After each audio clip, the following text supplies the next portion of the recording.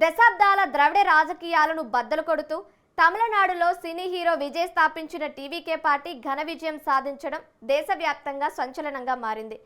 2024లో పార్టీని ప్రకటించి 2026 ఎన్నికల్లో ఏకంగా అధికార పీఠానికి చేరువయ్యేలా సీట్లు సాధించడం ఏమాత్రం ఆషామాషి విషయం కాదు. దళపతి విజయ్ ఇమేజ్కి తోడు తెర వెనుక ఒక సైలెంట్ వ్యూహకర్త పన్నిన పగడ్బందీ వ్యూహాలే ఈ అద్భుత విజయానికి కారణమని ఇప్పుడు జాతీయ స్థాయిలో చర్చ జరుగుతుంది. ఇంతకీ టీవీకేను విజయపథంలో నడిపించిన ఆ మాస్టర్ మైండ్ కపిల్ సాహు నేపథ్యం ఏంటి? ఉదండులైన ద్రావిడ నేతలను మట్టి కరిపించేలా కపిల్ సాహు బృందం క్షేత్రస్థాయిలో అమలు చేసిన అసలు వ్యూహాలు ఏమిటి? Let's watch the story.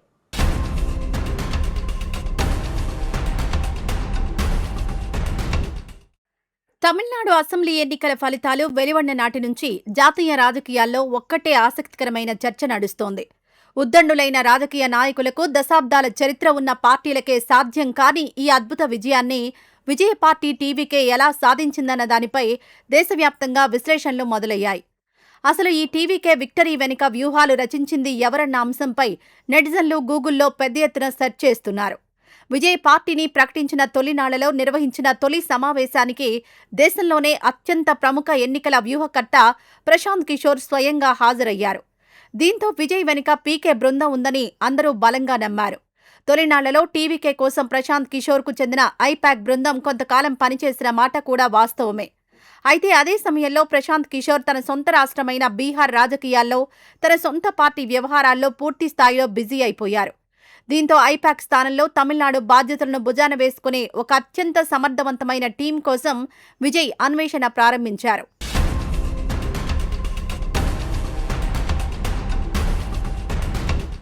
సరిగ్గా ఈ సమయంలోనే తెరపైకొచ్చిన పేరే కపిల్ సాహు. ప్రశాంత్ కిషోర్ బీహార్కు పరిమితం కావడంతో గతంలో ఆయన నేతృత్వంలోని ఐపాక్ బృందంలోనే అత్యంత కీలకంగా పనిచేసిన కపిల్ సాహు టీంను విజయ్ రంగంలోకి దించారు. ఎన్నికలకు ముందు టీవీకే పార్టీతో కలిసి కపిల్ సాహు తన సొంత వ్యూహాలకు పదును పెట్టారు. తమిళనాడులోని క్లిష్టమైన సామాజిక సమీకరణాలను అధ్యయనం చేసి టీవీకే ఎన్నికల ప్రణాళిక అంటే మేనిఫెస్టో రూపకల్పనలో ఆయన అత్యంత కీలక పాత్ర పోషించారు. కపిల్ సాహు గురించి రాజకీయ వర్గాల్లో ఒక బలమైన ట్రాక్ రికార్డుంది. అట్టడుగు స్థాయిలో జన సమీకరణ చేయడం, పొలిటికల్ ఇంటెలిజెన్స్ సేకరించి దాన్ని ఓట్లుగా మలచడంలో ఆయనకు 10 ఏళ్లకు పైగా అపారమైన అనుభవం ఉంది. విజయ్ వద్దకు రాకముందే ఆయన గతంలో దేశవ్యాప్తంగా ఏకంగా 9 రాష్ట్రాల్లో వివిధ రాజకీయ పార్టీల కోసం అత్యంత విజయవంతంగా ప్రచార కార్యక్రమాలను నిర్వహించారు. ఆయన పనితీరు, గత అనుభవం తెలిసిన తర్వాతే విజయ్ తన పార్టీ భవిష్యత్తును సాహు చేతుల్లో పెట్టారు.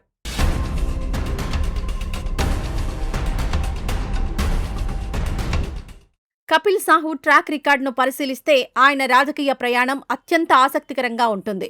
పాలిటిక్స్లో ఎంతో అనుభవజ్ఞులైన 2 ముఖ్యమంత్రులు, ఒక ఉప ముఖ్యమంత్రితో ఆయన నేరుగా కలిసి పనిచేశారు. 2 సంవత్సరాల క్రితమే ఐపాక్ సంస్థ నుంచి బయటకొచ్చిన కపిల్ సాహు తనకంటూ ఒక 12 మంది అత్యంత నైపుణ్యం కలిగిన సభ్యులతో ఒక సొంత కోర్ బృందాన్ని ఏర్పాటు చేసుకున్నారు. వీరు ఢిల్లీ అసెంబ్లీ ఎన్నికల్లో ఆమ్ ఆద్మీ పార్టీ తరపున ఒక అత్యంత విజయవంతమైన డిజిటల్ క్షేత్రస్థాయి క్యాంపెయిన్ నిర్వహించారు. అంతకుముందు 2019 సిక్కిం అసెంబ్లీ ఎన్నికల్లో సిక్కిం డెమోక్రటిక్ ఫ్రంట్ ప్రచారానికి కూడా ఆయన పూర్తి స్థాయిలో సారథ్యం వహించారు. ఆ తర్వాత 2020 ఢిల్లీ అసెంబ్లీ ఎన్నికల సమయంలో ఆప్ యువనేత రాఘవ్ చద్దా పోటీ చేసిన నియోజకవర్గ బాధ్యతలను దగ్గరుండి పర్యవేక్షించి ఘన విజయం అందించారు. జాతీయ పార్టీ అయిన కాంగ్రెస్కు సైతం ఆయన గతంలో స్వతంత్రంగా ప్రచార వ్యూహాలను రూపొందించి ఇచ్చారు.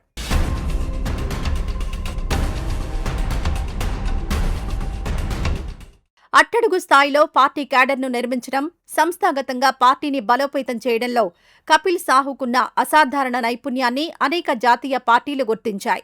ఈ సామర్థ్యాన్ని చూసే ఢిల్లీ ముఖ్యమంత్రి అరవింద్ కేజ్రీవాల్ నేతృత్వంలోని ఆప్ థింక్ ట్యాంక్ దేశంలోనే అతిపెద్ద రాష్ట్రమైన ఉత్తరప్రదేశ్లో ఆమ్ ఆద్మీ పార్టీ సంస్థాగత నిర్మాణానికి, ఎన్నికల ప్రచారాన్ని నిర్మించడానికి ఆయన్నే ప్రత్యేకంగా నియమించింది. కేవలం ఆప్ మాత్రమే కాకుండా కర్ణాటక రాష్ట్రంలో బీజేపీకి చెందిన మాజీ ఉప ముఖ్యమంత్రి డాక్టర్ సిఎన్ అశ్వత్ నారాయణ కార్యాలయంలో స్ట్రాటజిక్ కమ్యూనికేషన్స్ థింక్ ట్యాంక్ హెడ్గా కూడా సాహు ఎంతో సమర్థవంతంగా బాధ్యతలు నిర్వహించారు. అత్యంత క్లిష్టమైన వ్యతిరేక రాజకీయ వాతావరణంలో కూడా అద్భుతమైన పనితీరు కనబరచడం ఆయన ప్రత్యేకత. ఈ సుదీర్ఘమైన సక్సెస్ఫుల్ ట్రాక్ రికార్డును క్షుణ్ణంగా అధ్యయనం చేసిన తర్వాతే దళపతి విజయ్ స్వయంగా చొరవ తీసుకుని కపిల్ సాహూకు చెన్నైకి రప్పించుకుని తన పార్టీ రాజకీయ వ్యూహకర్తగా పూర్తి బాధ్యతలు అప్పగించారు.